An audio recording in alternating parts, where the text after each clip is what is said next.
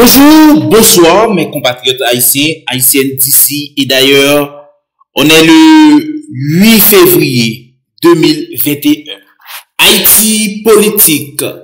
Juge Joseph Mécène Jean-Louis, nommé président provisoire par l'opposition haïtienne. Je suis maître Joseph Mécène Jean-Louis, magistrat de carrière, le juge le plus ancien à la Cour de cassation de la République, suite à la résolution du pouvoir judiciaire, le CSPJ, constatant formellement la fin du mandat constitutionnel du président de la République, son Excellence, Monsieur Jovenel Moïse, ce 7 février 2021,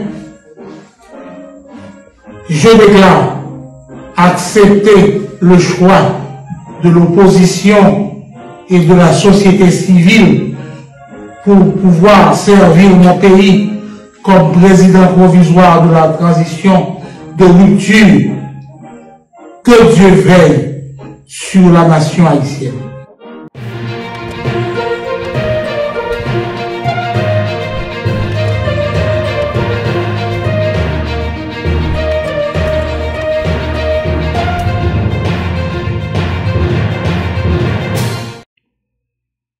Joseph Mécène Jean-Louis vient d'être choisi par l'opposition pour diriger la transition.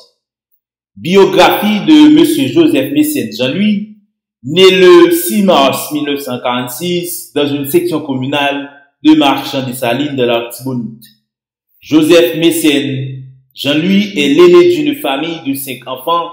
À l'âge de 4 ans, ses parents, Marguerite Darmus et Iménez Jean-Louis, dans le but de lui donner une bonne éducation, décidèrent de l'envoyer faire ses études au Gonaïves où il fut inscrit à l'école Saint-Antoine dirigée par Lise Lamotte, l'une des meilleures institutrices de la cité. Celle-ci ayant remarqué chez le jeune enfant des aptitudes intellectuelles peu ordinaires, conseilla à ses parents de le placer à l'école des frères de l'instruction chrétienne Sir Guillot.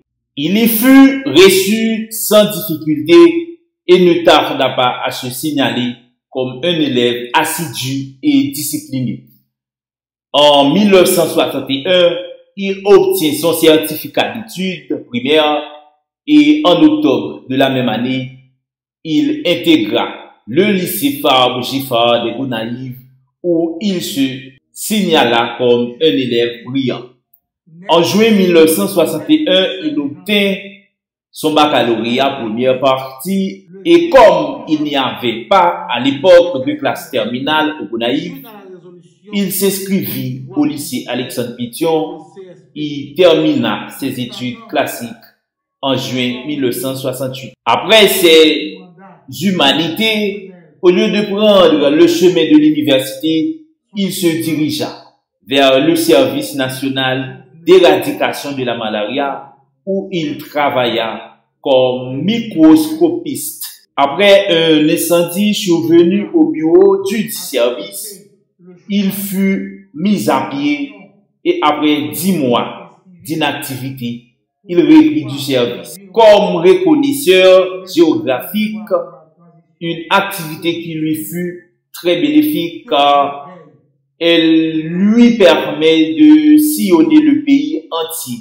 dans tous les sens et de se familiariser avec les us et coutumes des populations. 1 an et demi plus tard, il quitta le service de reconnaissance géographique pour passer au service d'aspersion qui lui permit de faire de grandes expériences. Il abandonna ensuite le SNEM pour devenir professeur au lycée des jeunes filles Louis Diacroix des Gonaïves. Cette première expérience lui valut 45 ans de carrière dans l'enseignement. il s'inscrivit à l'école de droit et des sciences économiques des Gonaïves en 1971 en section juridique et se révéla une fois de plus un étudiant très calé. Le 15 juillet 1975, il soutenait son mémoire de sortie avec brio sur le thème « La question du droit de propriété immobilière des étrangers à travers la législation haïtienne ». Ce travail académique attira chez lui l'attention des universitaires gonaïves qui voyaient en lui une étoile montante et le 16 décembre de la même année, il prêta serment au tribunal civil des Gonaïves et s'inscrivit au bureau de l'ordre des avocats où, sans tarder, il allait faire montre de ses capacités de juriste. Alors âgé de 26 ans, 2 ans plus tard, il fut nommé substitut du commissaire du gouvernement près le tribunal de première instance des Gonaïves pour ensuite être transféré comme substitut près la cour d'appel de la même ville. Il devait y passer 8 ans avant d'y faire promis juge. Il y resta 21 années et en 2011, après avoir bénéficié du vote unanime du Sénat, il fut nommé juge à la Cour de cassation en prêtant serment le 3 novembre. En 2006, il fut appelé à présider une commission d'enquête formée pour investiguer sur l'affaire Nadine Titus, accusée d'enlèvement et séquestration de personnes. En 2007, il devint doyen de l'école de droit et des sciences économiques des Gonaïves après avoir servi l'établissement comme professeur de droit civil, droit rural en 2e année et de droits humains en 4e année. Durant cette époque, il devint président de l'Alliance française des Gonaïves jusqu'en 2009. Monsieur Joseph Mécène Jean-Louis est marié à la dame Florina Charles, avec qui il eut 8 enfants, dont 2 filles et 6 garçons. Malgré ses nombreuses occupations, Monsieur Jean-Louis continue de s'adonner à l'enseignement qu'il considère comme son sacerdoce. Voilà, mesdames, messieurs, la biographie de Monsieur Mécène Jean-Louis, choisi par l'opposition politique haïtienne.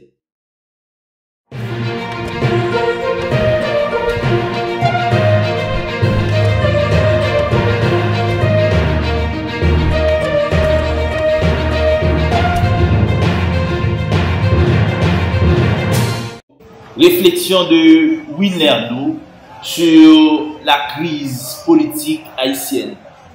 Les Haïtiens sont tellement amoureux de la politique et de la démocratie qu'ils ne comprennent même pas. C'est pourquoi Haïti est aujourd'hui dans le chaos. Aujourd'hui, 7 février 2021, 35 ans après avoir rejeté Jean-Claude Duvalier, Haïti a une population de 60% de plus qu'il y a 35 ans. Le président Jean-Claude Duvalier, comme tous les Haïtiens de cette période, estime qu'il était temps d'introduire la démocratie en Haïti en introduisant la liberté d'expression et la liberté d'expression de la presse au milieu des années 80. Avouons-le, Jean-Claude Duvalier, le président qui a introduit la démocratie dans le pays, a été sa première victime. Plus tard, tout le pays suit. La seule façon de réparer Haïti est de créer au moins 3 millions de bons emplois et de créer 4 millions d'emplois plus tard. Le second est d'éduquer les gens en emprunter de Cuba Fidel Castro un système de brigade éducative dont l'objectif serait de déléguer des enseignants au milieu rural pour enseigner aux masses analphabètes, jeunes et vieux, à lire et à écrire en français et non en créole.